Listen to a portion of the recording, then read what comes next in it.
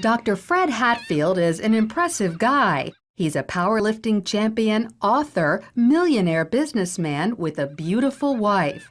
But he'll tell you his greatest accomplishment is killing his cancer, just in the nick of time. The doctors gave me 3 months to live because of widespread metastatic cancer in my skeletal structure. 3 months. 3 different doctors told me that same thing.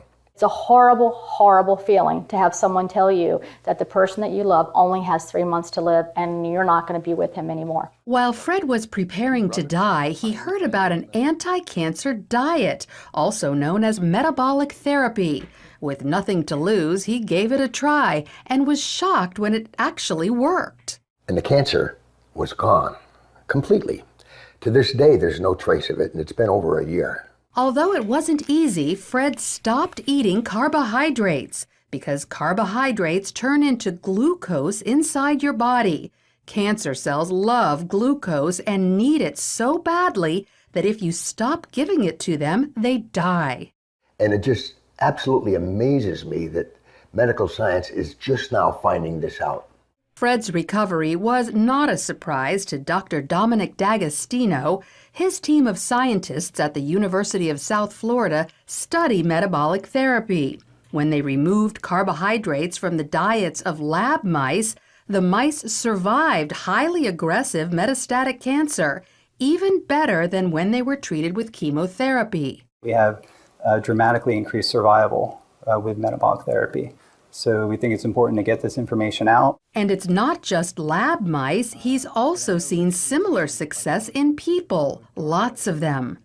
I've been in correspondence with a number of people, probably at least a dozen people, and over the last 1.5 to 2 years, and all of them are still alive, so despite the odds. And so this is very encouraging. All cells, including cancer cells, are fueled by glucose.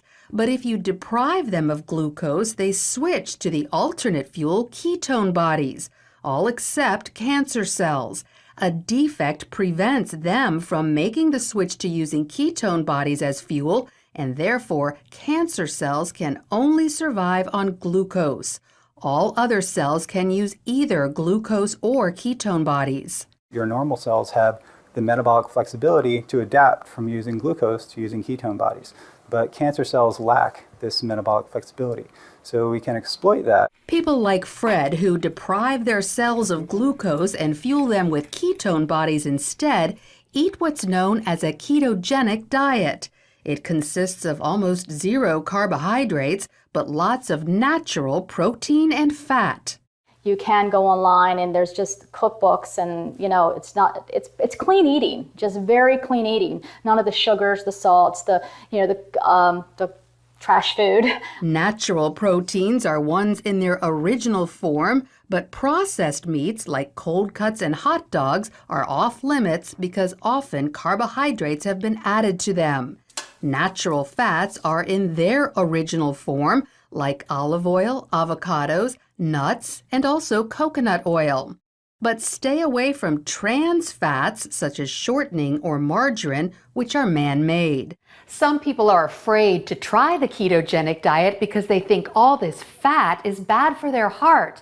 But more doctors are now saying natural fat is actually good for you, even natural saturated fat like coconut oil and butter. Doctors like cardiologist Stephen Sinatra. Is cholesterol the major cause of heart disease? Absolutely not. In his book, The Great Cholesterol Myth, he says the real cause of heart disease is inflammation, which comes from eating too many carbohydrates. We need to coach our patients and empower them about the dangers of sugar. Unfortunately, they're not hearing that. They're hearing the converse, the dangers of fat. Fat is healthy for you, as long as you avoid trans fats. So by cutting back on carbohydrates and eating natural fats and proteins, you could improve your heart health and even wipe out cancer. Lori Johnson, CBN News.